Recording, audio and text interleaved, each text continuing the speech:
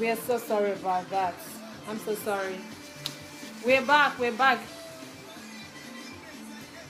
Hi, beautiful people. I'm so sorry. That was a mistake. Hello, people. Oh, dànù ẹ jẹ́ ká pèrò sọ́kọ̀ padà. Don't see Bobby Kinto for orí ẹ̀ dànù. Hello, people. We're so sorry about that break. Come join us. Come join us. Come join us. This is a very important topic we need to talk about. Thank you, Arabian, for joining me. Olori Lape, thank you so much for joining me. We really need to sort this out. Don't see. Mo máa fọ́ orí ẹ̀ lẹ́nu. Mo ti fẹjọ́ ẹ̀sùn lórí Facebook. Àwọn Facebook kò support pé kí n fọ́ orí ẹ̀ tí n bá ti orí ẹ̀. Thank you so much for joining us. Ó dá ń tà ń bá lọ lẹ́ẹ̀kan. Let me quickly talk about this. We were talking about somebody who wrote to us on faaji@gmail.com saying that there is this spiritual message he got from his church that is there is a bastard growing up in his household, and if this bastard child grows up, that is the guy or the boy or the girl is going to ruin the family. Are we now saying this man should go get a DNA test? Are we saying that this man should go get a DNA test so that he can be sure if the kids are really his, or he should just let ati bastard the atomo ati gbogbo e ki bastard ki everybody kuku grow, let the bastard child grow up in the household, because this man says he doesn't even want to lose his family. He loves this kid so much, and he's so afraid of the fact that if he finds out that any of those kids are not his kids, it's going to be so deteriorated. It's going to affect him. Òyìnbó ti le jù, I'm telling you. Tó bá yẹ pé Yorùbá mo fẹ́ sí. Ẹ̀yin èèyàn wa nílé ẹ káàbọ̀ padà sórí Faaji Unlimited. With the two of Donty and Ayobe. Donty is going to be joining me so on the program. Ohun tí à ń gbìyànjú láti sọ látẹ̀kùn pẹ̀lú gbogbo òyìnbó tó le. Donty máa yí lọ sísàlẹ̀ díẹ̀. Kàn listen attentively. Thank you. Arákùnrin kan sọ wípé àwọn ó yẹ kí story yẹn ti yé wa. Kí là ń sọ pé kí arákùnrin ṣe? Ó yẹ kí n fọ orí ẹ̀ tó tó jẹun. Here he comes. Should I beat him? He's late.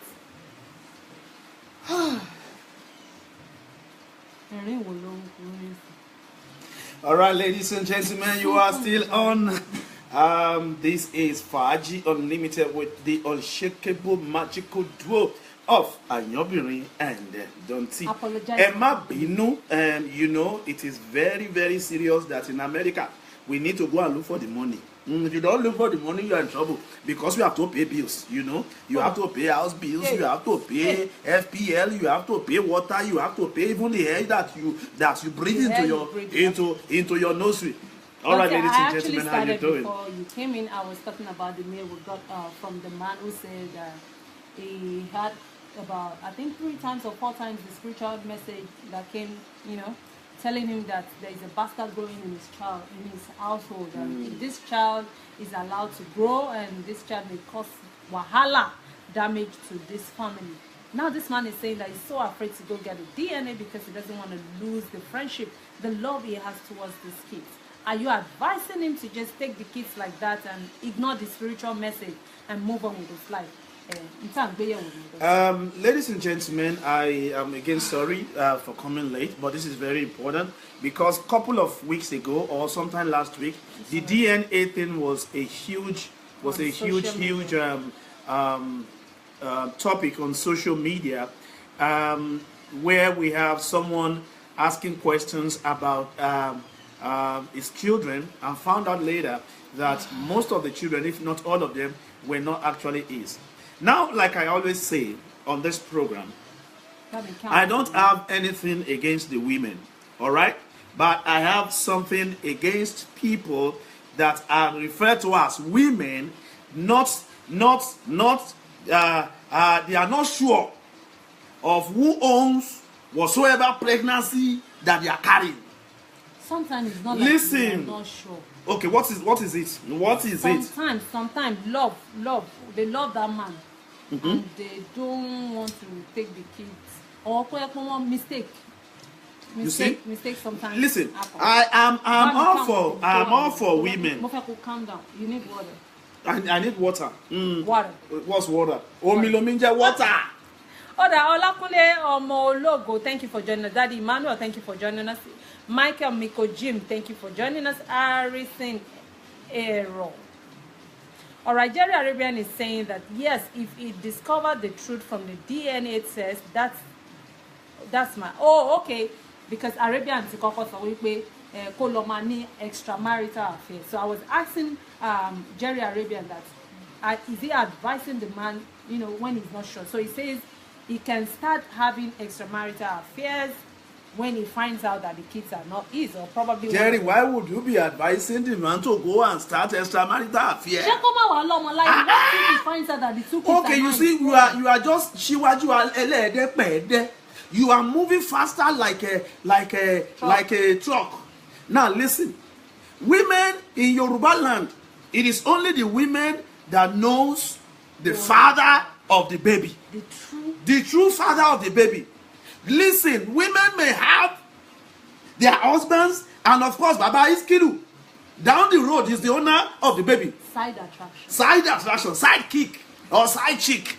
Women too have side chick. Men do have side chicks. Look, let me finish. Now, we should be careful of our women. This is a very serious matter. Because it is only Baba Tunde in the house who is not aware that Baba Sikilu down the road is the owner of the baby. It is only the women we should ask. That is number one. For this gentleman, go for DNA.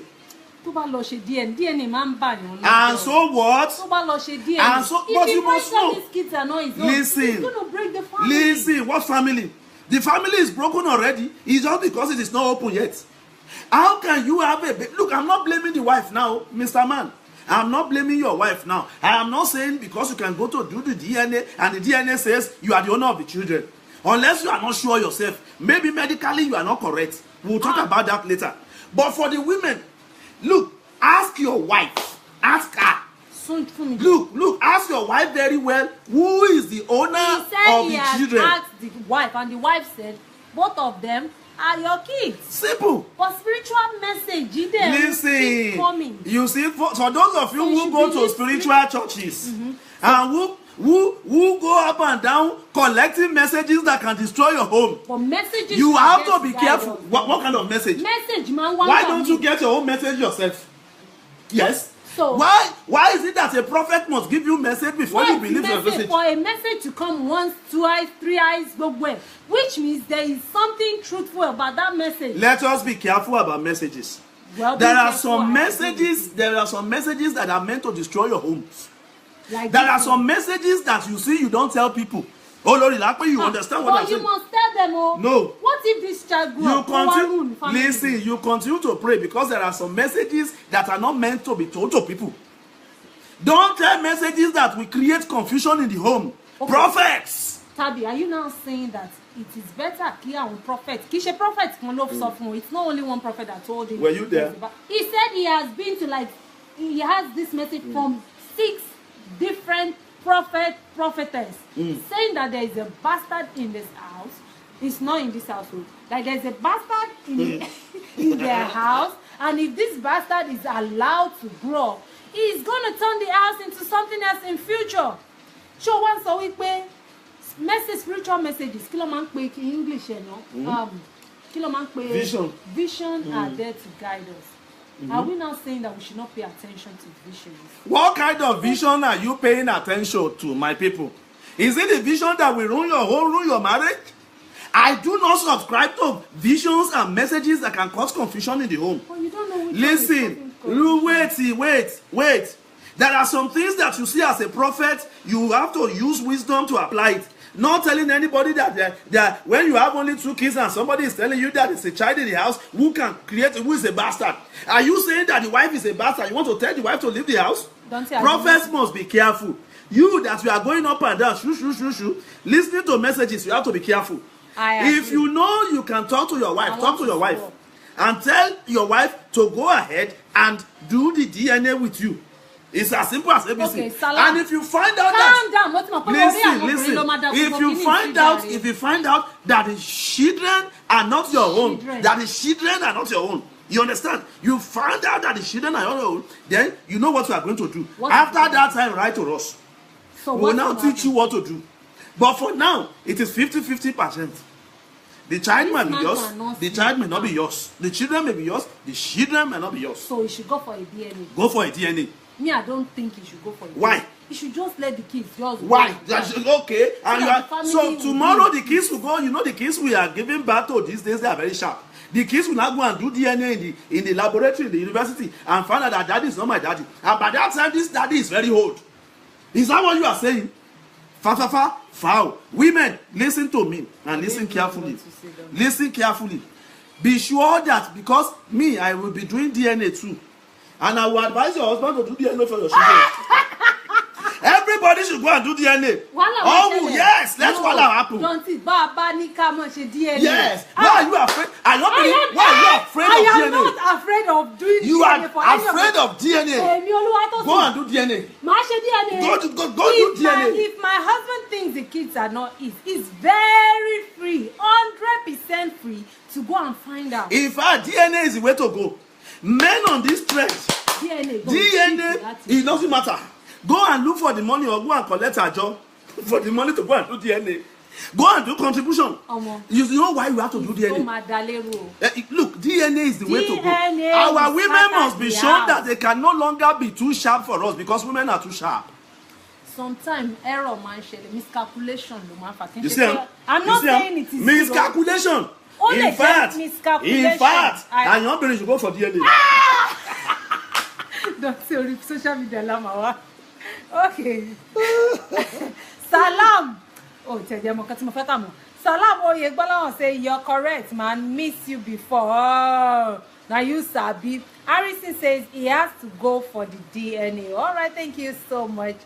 Jerry Arabiana says, who knows whether the prophet or pastor is the father? Oh, yes, because messages, you must be careful of messages. Anybody that can destroy your home cannot be giving you messages. Let somebody come and tell me there's a bastard amongst my fine sons. In fact, that prophet will know. Even without any prophet telling you, do you want to go for it? Forget DNA.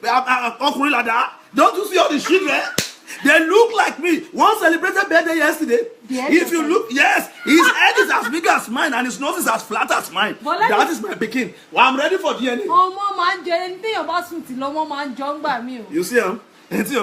So which means that man go for DNA, and if they are not your children, right back to us, our people will tell you. Tell me what you think, and please share this video, share it. You have to share it and show us some love, like Shewa Bajolu will say. Where is she? Some love. Where is she? I don't know why this thing is not scrolling. All right, Olori Lakpe is saying na stage act nijo. Kí ló jẹ́ stage act Olori Lakpe? Olori Lakpe nǹkan tẹ́ ń sọ òye mi o. Ẹ fi ọ̀rọ̀ lẹ́jọ́. Olórí. Sọjí Amúsàn, thank you for joining us. Mama lọ again tèmi. Ọlọ́run má jẹ́ kó lọ. Mo máa ti nǹkan o. Olórí Lápé la wà. Okay, let's go. Continue. So it is important that we go for DNA and we know what is happening. Our women are too smart. Men go for DNA. Yes. Baba Emmanuel is dancing. I think you have to be reading from there. Mr. Emmanuel, okay, Sọjí Amúsàn is saying something there.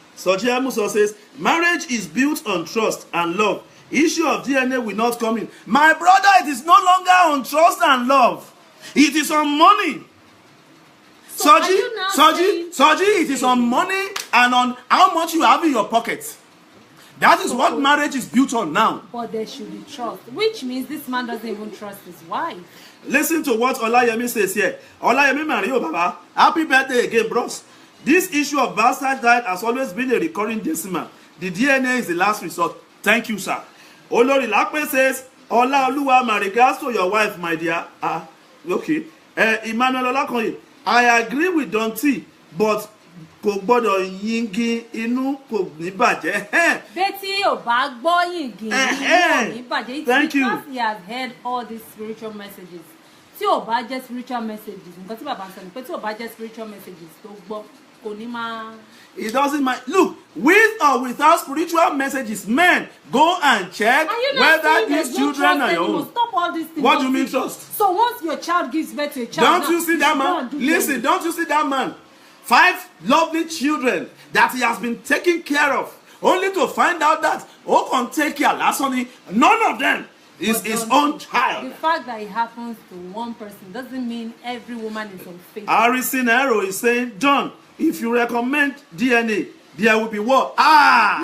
So which means let us just keep quiet. Women, you are very wonderful people. We are sure of what we. So why are you afraid of DNA? Why are you afraid of DNA? I am not afraid of DNA, and I know that most women out there are not afraid of getting a DNA test on their kids because kì í ṣe gbogbo àwọn obìnrin la wà unfaithful.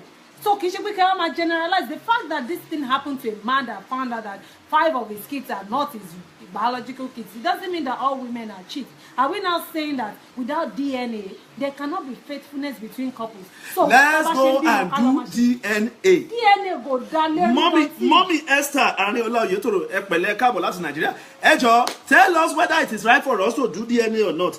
Angela Akingbola Dorcas, how are you, Dorcas? All the way from Italy. Michael Mikojin Olakonye, LOL, is saying don't see. Listen, I might be sounding very funny, but now because these people are very sharp. People?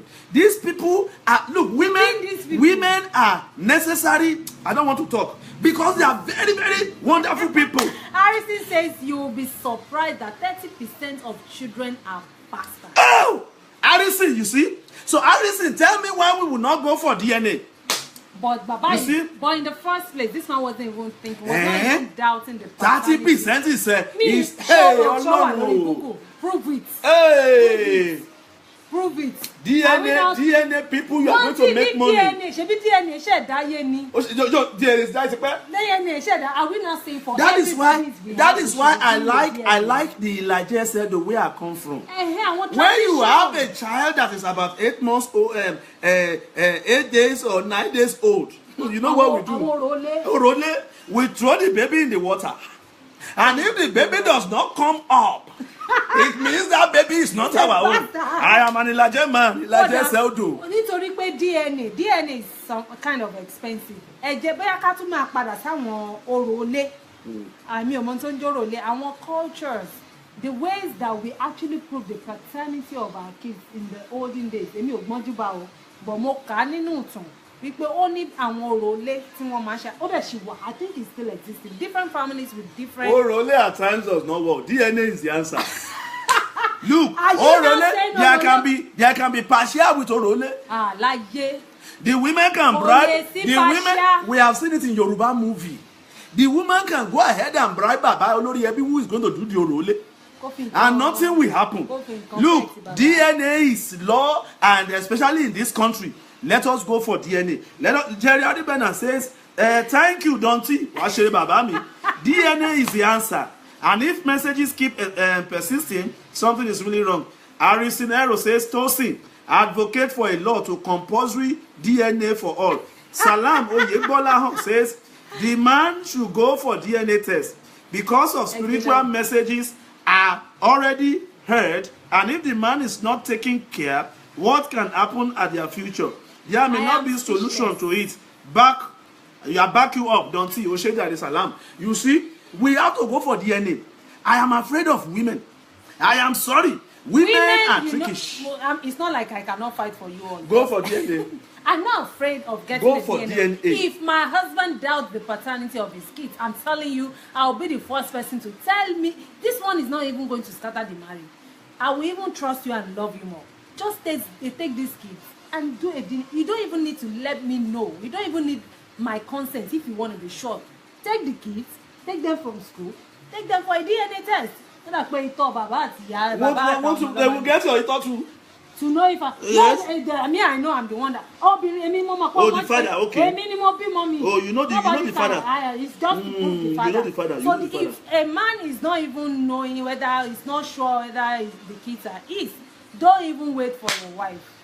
Because you are going to scatter a lot of things. You can take the kids and ask, but it's good sometimes to just let your wife be aware of it. But I think this man is actually frustrated with the fact that he keeps hearing about this, messages, and his wife is telling him no.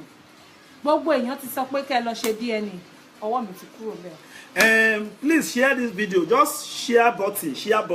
And just put your hand on top of share and share. Mimi Telefat, how you doing, Mariel? Correct, welcome. Now, DNA is the way to go. You see, men, we are always very busy. And when you are too busy, you may not have time for your wife. And that is why most times our wives are always complaining that we are 2 minutes noodle, that we don't do anything, we don't do anything right. Because we are looking for how to feed them. One day you don't feed them. Listen, one day you don't feed a woman. That woman will tell you the story of your life. That's not true. And that is why we always listen. We are very enduring. We take a lot of things. Before we can flare up, we must have taken a lot. You not be like that. You are enduring. Women of these days, listen, if you don't have money, you can't keep a woman.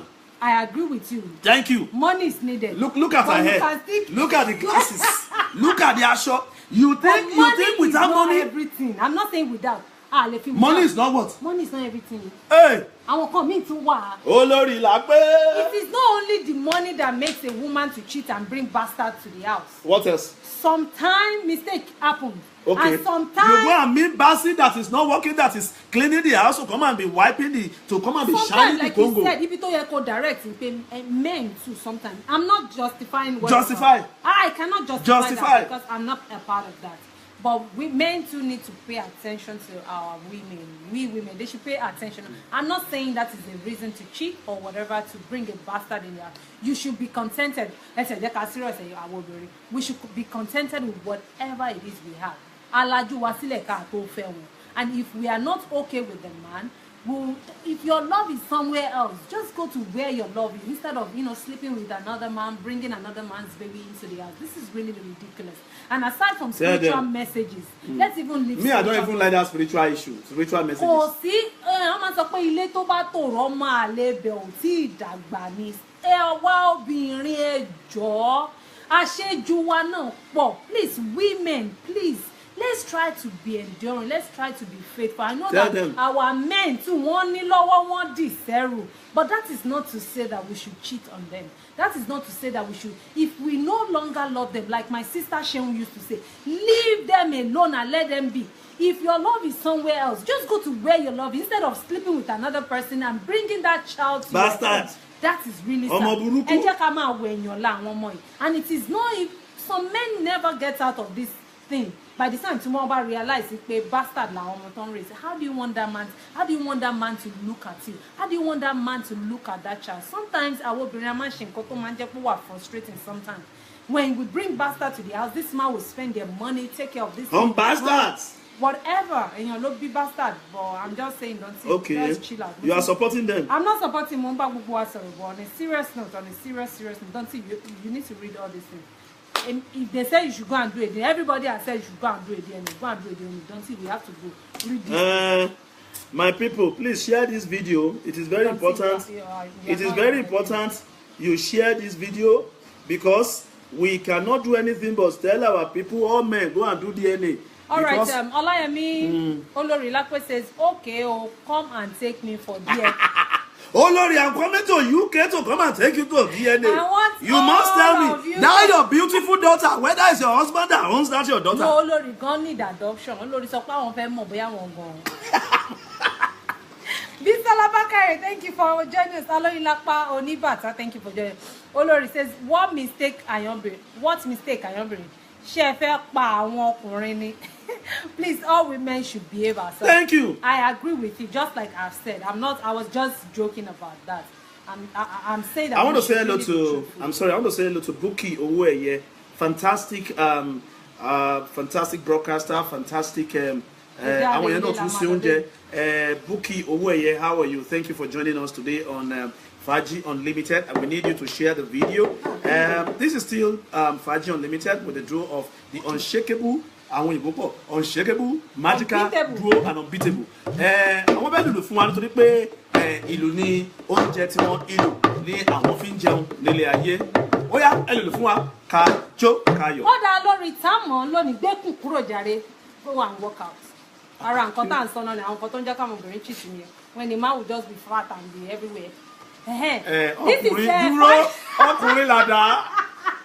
You cannot come on this program and start spoiling my markets. Ọkùnrin làdá. The program is still Faaji Unlimited. The segment we are right now is tá mọ́ níta fẹ́ lù lórí ètò lónìí Dantí wọ́n ní padà sí gym àwọn èèyàn tí ń bú ẹ̀ okay.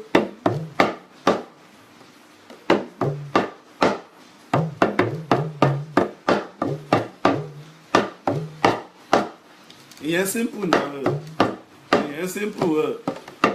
I can give you expo.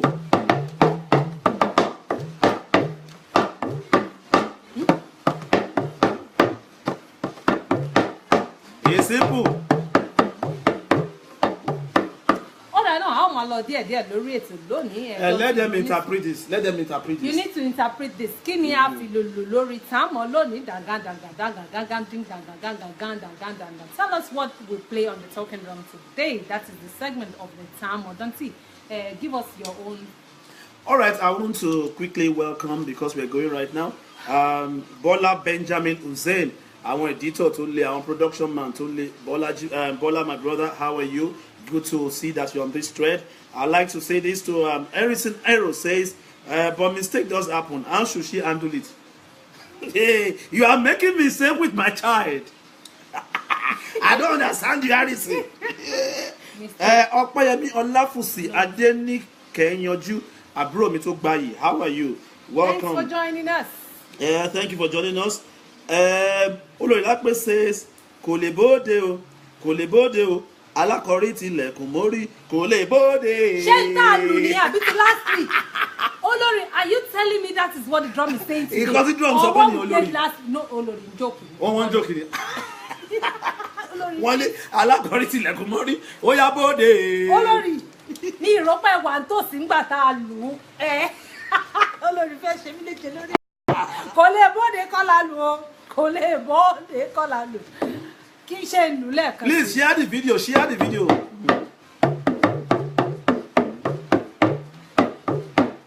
Somebody is interpreting the drum before. Because Harrison said, tí ọkùnrin bá kọ Jésù mọ́lẹ̀, obìnrin àgbà. Harrison, you will keep person today. Ṣáǹtì ni àǹtí ni wọ́n àbí ọkùnrin ni wọ́n Harrison ẹ̀rọ. Harrison, tí ọkùnrin bá kọ Jésù mọ́lẹ̀. Obìnrin àgbà. Is that what we play on the No, that is not it. Ọláyẹmí Mario says, èmi ò ní sí níbẹ̀ níbi tí wọ́n gbé níbi ọdún tí gbé sórí burúkú èmi ò ní sí níbẹ̀. Irọ́ ẹ̀ṣin. We need to go on the program. Oh my Jesus, you guys will not. Oya glasses tún play lẹ́ẹ̀kan sí kó tún gbọ́. Obìnrin kan Jésù sílẹ̀ obìnrin gbé. Prince Matthew, interpret what the drum is saying. Ta ló sọ bẹ́ẹ̀? My sweetheart. This is what we play on the talking drum. Gbogbo ẹ̀yin tẹ́ ń play kò lè bóde. Prince Alexander, how are you? Jẹ́ ń play lẹ́yọ̀ kankan. Ara ẹ̀ gan fún vibration.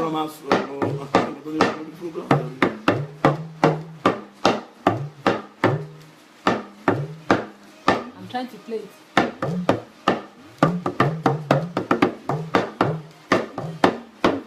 Okay. Níyì Adékọ́lá says, àwa làgbà adìyẹ funfun. Adìrẹ ni mo rí o. Adìrẹ funfun làgbà adìrẹ àwa làgbà. Àwa làgbà adìrẹ funfun. Adìrẹ kẹ. Adìrẹ mo rí bí. Adìrẹ. Adìrẹ funfun làgbà adìrẹ àwa là.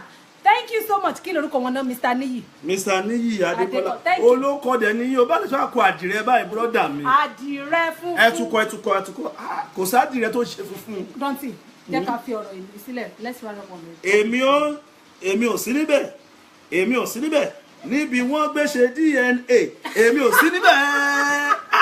Olórí. Why is Olórí? Olórí. Olórí, please. I'm sweating already. Please. We need to go on the program. We are talking about what we play on the talking drum. Olórí is giving us something else. No. It's been a wonderful time. Everybody has talked to this man. Everybody says, or most people say, that you should get a DNA test. Don't you? You have to say what you think before we go. I've said my own. Go for DNA. Go for DNA. If the children are not yours, write back to us. All right, don't you advise that you write back to us on faajiunlimited@gmail.com if the kids end up not to be yours, okay? Don't you have a super advice for you? Lórí ètò lónìí àwa làgbà. Ẹdìyẹ funfun làgbà. Adìrẹ ni. Adìyẹ funfun. Adìrẹ funfun. Adìrẹ call me. I'm not Mr. Ni. Adìyẹ funfun làgbà. Adìyẹ àwa làgbà.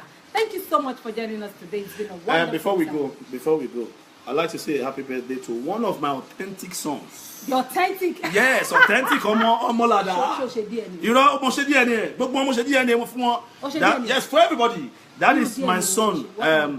His name is Oluwatumininu. Oriola Tabi. I'd like to say happy birthday to you. Happy birthday, son. 16 years old. It's not a joke. I'll see you very soon, sometime this year, and of course we'll be together very soon. God bless you. Happy birthday. See you next week Saturday. Keep a date with us. It's going to be 12 noon EST. We're sorry for starting very late today. God bless you all. Do not drink while you drive, and when you're driving, do not drink. Have a wonderful weekend. We love you so much. Bye. Don't would expect your DNA next week. I will show you my DNA.